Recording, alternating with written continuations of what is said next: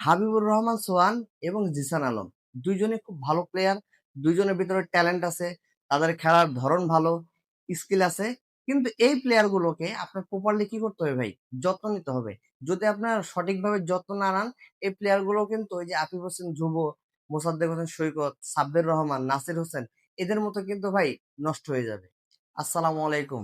BD cricket আড্ডার পক্ষ থেকে আমি রকি আছি আপনাদের সাথে। এই মুহূর্তে যারা আমার এই ভিডিওটি দেখছেন সবাইকে জানাচ্ছি আন্তরিক শুভেচ্ছা এবং অভিনন্দন। আহ আজকে আপনারা সবাই জানেন এই দলের হাবিবুর রহমান সোহান ৩৫ বলে সেঞ্চুরি করছে। মনে রাখেন, হাবিবুর রহমান সোহান উনি ৩৫ বলে সেঞ্চুরি করছে। It's a record. বাংলাদেশের কোনো ব্যাটসম্যান এরকম এত অল্প বলে সেঞ্চুরি কেউ করতে পারে নাই।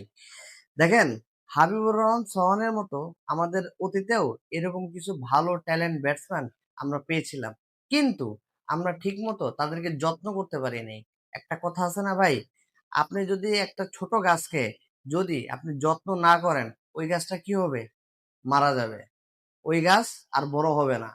অতীতে আমরা এরকম ইয়াং ট্যালেন্ট ব্যাটসম্যান আমরা পেয়েছিলাম।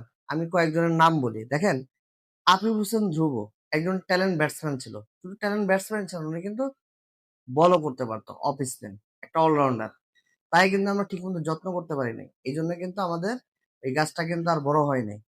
এরপরে আসেন মোসাদ্দেক হোসেন সৈকত, একজন ভালো অলরাউন্ডার ব্যাটসম্যান এবং বল করতে পারে অফ স্পিন। তাকে আমরা প্রপারলি যত্ন করতে পারি নাই। এরপর আসেন নাসির হোসেন, এরপর আসেন সাব্বির রহমান রুম্মন, তাদেরকে আমরা প্রপারলি যত্ন করতে পারি নাই। এখন আমার এই ভিডিওটা বানানোর একটা উদ্দেশ্য হচ্ছে যে দেখেন, আন্ডার 19 টিমে যে ছেলেটা ভালো খেলে, পারফরমেন্স ভালো করে, তাকে আমরা হুট করে কি করি? ওই ন্যাশনাল টিমে নিয়ে আসি। ন্যাশনাল টিমে আপনি যখন ইনক্লুড করবেন, অবশ্যই তার টেকনিক, তার ক্যাপাসিটি সবকিছু আপনার কি করতে হয়? আপডেট করতে হয়। তো ন্যাশনাল টিমে এসে সে প্রথম কয়েক ম্যাচ, 10 ম্যাচ, 5 ম্যাচ খুব ভালো পারফরমেন্স করে, ভালো পারফর্ম করে। ঠিক অপোনেন্ট বোলাররা যখন তার উইক পয়েন্ট গুলো তাদের সামনে যখন দৃশ্যমান হয়ে যায়, তখন তাকে ট্র্যাপ করে ওইভাবে বারবার আউট করা হয়। এতে কি হয় জানেন? ওই প্লেয়ারটার ক্যারিয়ার হয়ে শেষ হয়ে যায়। আমার মতে যে যেই প্লেয়ারটা আন্ডার 19-এ ভালো করতেছে, ন্যাশনাল টিমে আনার আগে যে 3-4টা বছর, এই 3-4 বছর বিসিবির উচিত একটা ক্যাম্প করবে।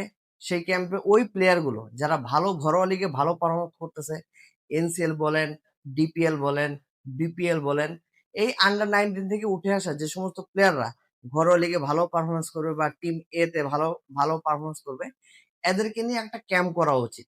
বা 25-30 জন প্লেয়ার এইভাবে আপনার বেছে নিয়ে এসে একটা ক্যাম্প করা উচিত। সেই ক্যাম্পে তার টেকনিক নিয়ে, তার স্কিল নিয়ে, তার ফিটনেস নিয়ে, প্রপার সবকিছু নিয়ে কাজ করা উচিত বিসিবি। নিয়ে প্রপার কাজ করবে বিসিবি। যদি এই সমস্ত ইয়াং ট্যালেন্ট প্লেয়ারদের প্রপারলি যত্ন নেওয়া যায়, তাহলে ভাই ভবিষ্যতে আমরা ন্যাশনাল টিমে ভালো প্লেয়ার পাবো। কিন্তু এই যে অতীতে যে ঘটনাগুলো ঘটছে, যে আন্ডার 19 খেলছে, ভালো পারফর্ম করছে, ঘরোয়া লিগে ভালো পারফর্ম করছে, ওই প্লেয়ারটাকে আমরা হুট করে কি করি? আমরা জাতীয় দলে নিয়ে আসি। জাতীয় দলে নিয়ে আসার পরে 5 ম্যাচ, 10 ম্যাচ, 20 ম্যাচ ভালো খেলে, এরপর যখনই সে পারফরমেন্স খারাপ করে, ওই প্লেয়ারটাকে ভাই আর খুঁজে পাওয়া যায় না। তার মানে কি? আমরা ভাই এই প্রসেসটা থেকে বেরোতে চাই। আমরা যারা ক্রিকেট ফ্যান আছি, আমরা চাই যে বাংলাদেশের যে ইয়াং ট্যালেন্ট প্লেয়ার গুলো উঠে আসতেছে, তাদেরকে ভাই প্রপারলি যত্ন নিতে হবে। একটা গাছ যেমন বড় হতে একটা প্রপার যত্ন নিতে হয়, ঠিক প্লেয়ারদের তার সেরা পারফরমেন্সটা যদি আপনি বের করে আনতে চান জাতীয় ক্রিকেট দলে, তাহলে তাকে আপনার কি করতে হবে? যত্ন নিতে হবে। হাবিবুর রহমান সোহান এবং জিসান আলম দুইজনে খুব ভালো প্লেয়ার। দুইজনের ভিতরে ট্যালেন্ট আছে, তাদের খেলার ধরন ভালো, স্কিল আছে। কিন্তু এই প্লেয়ার গুলোকে আপনার প্রপারলি কি করতে হবে ভাই? যত্ন নিতে হবে।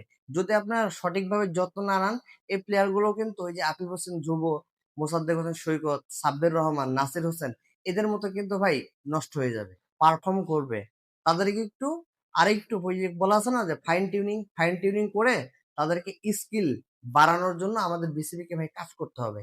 যদি এই সমস্ত ইয়াং ট্যালেন্ট প্লেয়ার, যদি আপনি এই হঠাৎ আজকে একটা ম্যাচ ভালো খেলছে, আপনি কালকে যদি তাকে আপনার ন্যাশনাল টিমে নিয়ে আসেন, ধরেন হাবিবুর রহমান সোহান আজকে যে খেলাটা খেলছে, পাওয়ার প্লেতে 10টা 6 মারছে হাবিবুর রহমান সোহান। এটা ওয়ার্ল্ডের কিন্তু কোনো প্লেয়ার টিম এতে বলেন বা ইয়েতে বলেন, এটা কিন্তু আপনার এই পাওয়ার প্লেতে 10টা 6 কিন্তু ভাই মারতে পারে নাই। কোন প্লেয়ারে কিন্তু মারতে পারে নাই। কিন্তু হাবিবুর সোহান কিন্তু মারছে। এখন আপনারা বলতে পারেন যে ভাই প্রতিপক্ষ দুর্বল ছিল, বোলার দুর্বল, পিচটা ঐরকম ব্যাটিং ফ্রেন্ডলি এইজন্য ভাই মারছে। ঠিক আছে? ভাই আপনারা যে কথাই বলেন, সে বোলিং সাইড উইক হোক আর যাই হোক, সে যেহেতু 10টা 6 মারছে পাওয়ার প্লে তার মানে কি? তার ক্যাপাসিটি আছে ভাই। তার ক্যাপাসিটি আছে। তার 6 মারার ওই দক্ষতাটা আছে, ওই ক্যাপাসিটিটা আছে। কিন্তু তাকে এখন হাবিবুর রহমান সোহানকে কি করা উচিত বিসিবি? হাবিবুর রহমান সোহান এবং জিসান আলম এই দুজন প্লেয়ারকে কি করতে হবে? মানে পাইপলাইনে রাখতে হবে। যে ভবিষ্যতে আমরা তাদেরকে কি দেব? ন্যাশনাল টিমের সুযোগ দেব। ন্যাশনাল টিমের সুযোগ দেওয়ার আগে কমপক্ষে 1 থেকে 2 বছর বিসিবির উচিত তাদেরকে নিয়ে একটা ক্যাম্প করে আলাদাভাবে তাদেরকে নিয়ে কাজ করা। আমাদের যে কোচগুলো আছে, স্পেশালি আপনি জানেন যে রিসেন্টলি আপনার মোহাম্মদ আশরাফুল ভাই ব্যাটিং কোচ হিসেবে নিয়োগ পেয়েছে। ঠিক এরকম কিছু ব্যাটিং কোচ বা একজন ব্যাটিং কনসালটেন্ট, একজন অ্যানালিস্ট প্রত্যেকেই এই প্লেয়ার গুলোকে ঠিক মতো নেট সেশনে প্র্যাকটিস করাবে।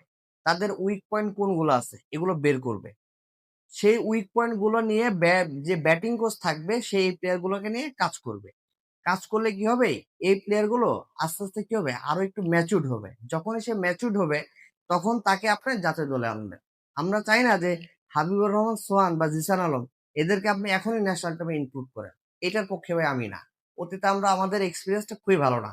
যে আন্ডার 19 থেকে যে একটা প্লেয়ার ভালো খেলে তাকে আমরা খুব রিসেন্টলি ন্যাশনাল টিমে নিয়ে আসি। আমরা এই কাজটা করতে চাই না।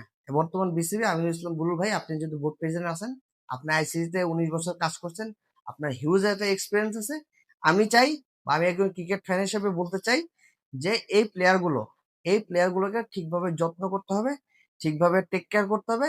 তাদেরকে বিসিবির ছত্রছায়ায় তাদেরকে আনতে হবে, তাদেরকে আলাদা ক্যাম্প করতে হবে, তাদেরকে আরো ভালো করে নেট সেশনে প্র্যাকটিস করতে হবে, প্রচুর বল প্র্যাকটিস করতে হবে, তাদের কি কি উইক পয়েন্ট আছে সেগুলো নিয়ে কাজ করতে হবে। সে যখন ওই ছেলেটা যখন একদম পরিণত হবে, 1-2 বছর যখন এই কাজগুলো যখন সে শিখবে, এই কোচদের কাছ থেকে যে বিভিন্ন শিক্ষা দীক্ষা যখন পাবে, পাওয়ার পরে যখন এই প্লেয়ার গুলো যখন ম্যাচুরড হবে তখন তাকে জাতীয় দলে আনবে। এটাই ভাই আমার কথা, আর কিছু বলার নেই। তো যাই হোক ভাই, অনেক বক বক করে ফেললাম। বিডি ক্রিকেট আড্ডার পক্ষ থেকে আমি রকি আজকে বিদায় নিচ্ছি। আল্লাহ হাফেজ।